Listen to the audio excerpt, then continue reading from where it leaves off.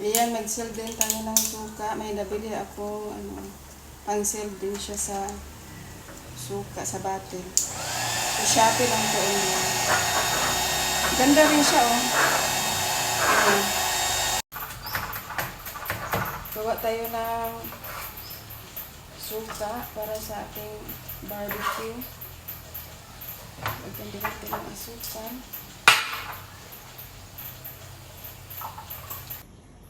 Yan na ang ating sausawan. Humid sausawan. Yan na ang pinakamasarap nating sausawan. Ayan, malinis siya tingnan, tsaka sealed siya.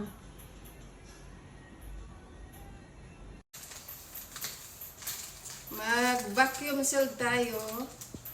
Dahil request ni Madam na ano lang daw, marinated lang, frozen. Dahil sa bahay na nila iihawin. Yung iba, iihaw ko half cook. Pero ito siguro, ang ulam nila, pagka nag-ihaw-ihaw sila, kasabay na nila.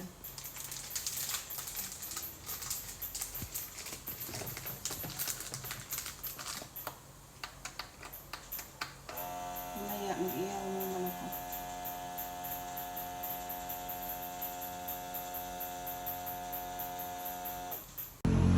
Habang nag-ihaw ako, yan, naka-ready na. Yung bunso ko naman, naglaba rin siya. So, gumamit na lang din siya ng washing machine. Kanya-kanyang tuka. Kasi hindi rin ako pwedeng humawak ng tuka.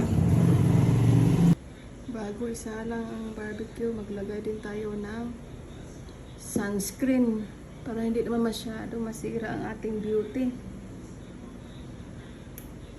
Yan, nag-ihaw na ako. Half cook lang yan.